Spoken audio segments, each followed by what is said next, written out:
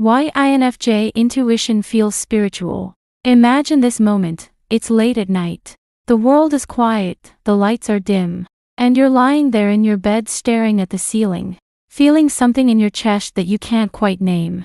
It's not a thought. It's not a feeling. It's something deeper than both.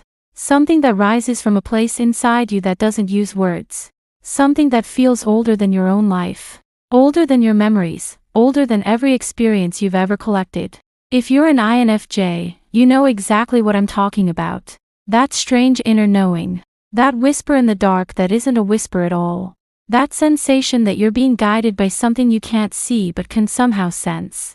Almost like a spiritual current pulling you in a direction you haven't yet understood. And maybe you've wondered, why does my intuition feel like this? Why does it feel mystical? Why does it feel spiritual? Why does it feel like I'm tuning into a frequency that doesn't belong to the physical world? Because INFJ intuition isn't just a cognitive function. It's an experience. A lived reality. A language of the unconscious. And for many INFJs, it feels spiritual because, in many ways, it is. This is a journey into the emotional landscape you walk through when no one else is watching. This is the part of you rarely talk about. The part that makes you feel different. The part that can feel like a burden and a blessing all at once. This is why INFJ intuition feels spiritual. 1. The inner compass that doesn't use words. People think intuition is guessing, or luck, or some magical talent for reading people. But for you, it's something entirely different. Your intuition is not a thought. It's not a theory. It's not a guess. It's a direction. It's the quiet pull that tells you when something is off even when every visible detail looks fine. It's the certainty that something is ending before it ends. It's the emotional blueprint you sense behind someone's words. The unspoken meaning hidden inside their pauses. The unexpressed pain behind their smile.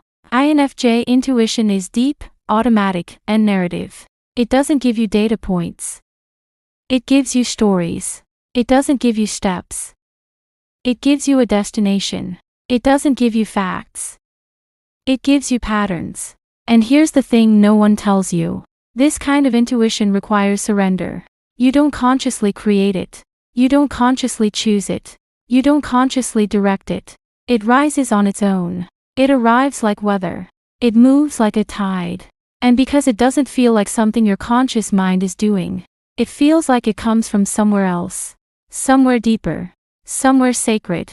This is the first reason INFJ intuition feels spiritual. Because it comes from a layer of your mind that feels separate from your everyday self. 2. The depth of pattern recognition that feels prophetic. Let's talk about that moment when you sense something long before it happens. When you feel the ending of a relationship before the first argument. When you predict the emotional consequences of someone else's choices before they even realize the decisions they're making. When you map out the long-term impact of a situation after hearing the first 5 minutes of someone's story. Most people don't live in this depth. Most people see the present. INFJs see the present and the trajectory that extends from it. This is not magic. It's not prophecy. It's not supernatural. But it feels supernatural. Because your mind is operating at a level most people never access. Your intuition digests emotional data, symbolic patterns, psychological narratives, unresolved wounds, relational dynamics, hidden motivations, and merges all of it into one sweeping insight that arrives in an instant. It's like receiving an answer without ever hearing the question. And when answers appear out of nowhere, without conscious effort, without logical steps, without analysis, what does that feel like? It feels spiritual. It feels otherworldly. It feels like something is speaking through you instead of something you constructed yourself. And that experience becomes part of your identity, part of the way you interpret your place in the world, part of the reason you often feel like an outsider looking in. 3. The silent language of emotional energies. INFJs absorb emotional currents the way other people absorb background noise. You don't just notice emotions, you experience them. You feel the unspoken anxieties of others. The vibrations of their intentions, the texture of their emotional state. To you, someone's emotional energy is as tangible as their words. It's like walking into a room and instantly sensing the atmosphere, the tension, the connection, the hidden sadness. the unresolved conflict, the excitement, the sincerity, the closeness, the distance. This sensitivity makes your intuition feel like an antenna, constantly receiving incoming signals from the emotional world. And emotional perception that deep doesn't feel psychological. It feels spiritual. Because you're not picking up behaviors. You're picking up frequencies, patterns, vibrations, under the surface truths that people aren't aware they're broadcasting. You don't know how you know. You just know. And when knowledge arrives without conscious reasoning, without explanation, without any clear line between perception and understanding, it feels like a gift you didn't ask for but somehow inherited. This is why INFJ intuition often feels mystical. 4. The inner world that feels like a sacred space. The inner world that feels like a sacred space. Every INFJ knows this space. It's the quiet internal sanctuary where daydreams turn into visions, where ideas are alive, where possibilities are landscapes, where insights float in the air, where everything feels connected, where meaning is not something you search for, but something that flows through you. Your inner world is not just imaginative. It's sacred. It's symbolic. It's layered. It's alive. You're not escaping reality when you slip into your inner world. You're entering the place where your deepest truths live. And here's something few INFJs ever hear. Not everyone has this kind of inner landscape. Not everyone has a mind that feels like a spiritual temple. Not everyone experiences imagination as something holy. But you do. That's why so many INFJs describe their intuition as a calling. A whisper, a divine nudge, a sense of destiny. Because your inner world is not just a mental space, it feels like a spiritual one. 5. The burden of knowing what you can't explain. Here's the part most INFJs struggle with. The part that feels isolating. The part that makes you feel like you don't belong anywhere. Your intuition gives you answers you can't always justify. You know something but can't explain how you know it. You sense a direction but can't map the steps that led you there. You feel certainty without evidence.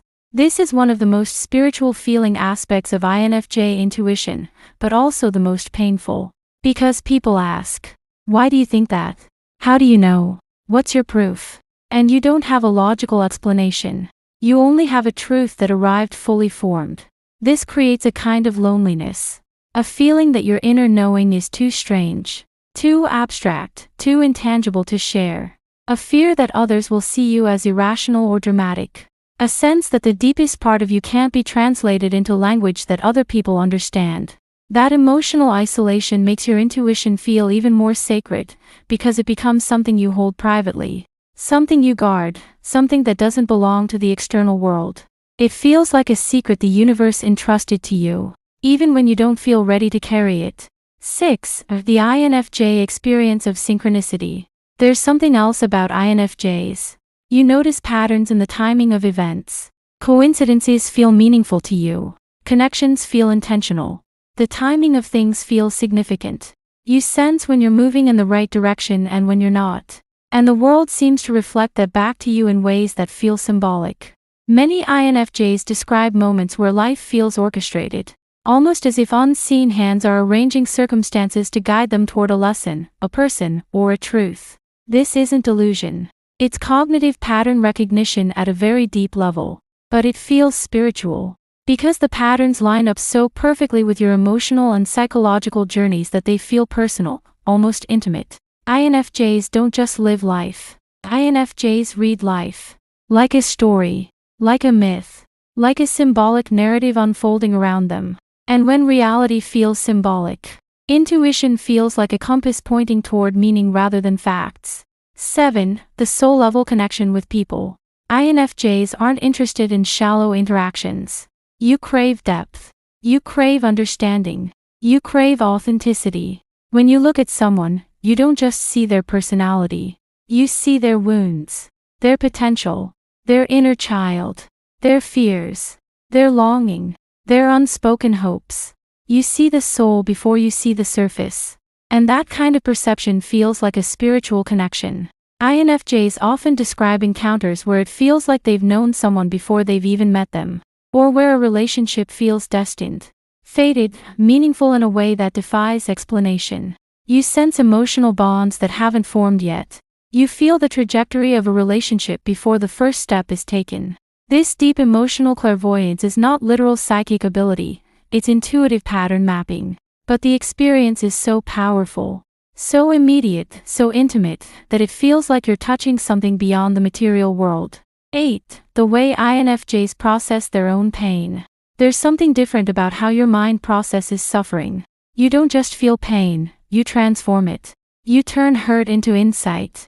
You turn confusion into clarity. You turn heartbreak into spiritual understanding. Your intuition extracts meaning from every shadow it encounters. And that is one of the most spiritually charged aspects of being an INFJ. Pain for you is never pointless. Suffering is never empty. Struggle is never wasted. It becomes material for growth, material for intuition, material for spiritual awakening. That's why so many INFJs feel like old souls. Because your mind doesn't just survive hardship, it evolves through it. And evolution feels spiritual. 9. The connection between INFJ intuition and purpose. There's a reason INFJs talk about purpose more than any other type. A reason they feel called, drawn, pulled towards something meaningful but nameless. A reason they feel restless when their lives lack alignment. INFJ intuition doesn't just show you what is. It shows you what could be, what should be, what you're meant to do. This sense of unseen direction makes intuition feel like destiny. Like guidance, like a spiritual mission, like you were born with a path that only your intuition can reveal. And because your intuition ties so closely to meaning, fulfillment, authenticity, and transformation, it becomes the spiritual core of your identity. So why does INFJ intuition feel spiritual? Because it operates beneath thought. Because it speaks a language most people never hear. Because it arises from the subconscious like a voice from a deeper world. Because it connects emotional, symbolic, psychological, and existential patterns into one unified vision. Because it transforms pain into wisdom. Because it guides you toward purpose. Because it feels like a compass for your soul instead of your mind. INFJ intuition feels spiritual because, for you, it is not just a function. It is an experience, a calling, a frequency, a story, a force. It is the quiet truth inside you that refuses to be spoken but insists on being known. It is the part of you that feels connected to something bigger than your life, bigger than your logic, bigger than the world you can see. INFJ intuition is not magic. It's not supernatural. It's not mystical. But it feels magical. It feels supernatural. It feels mystical. And that feeling is one of the most beautiful parts of being an INFJ.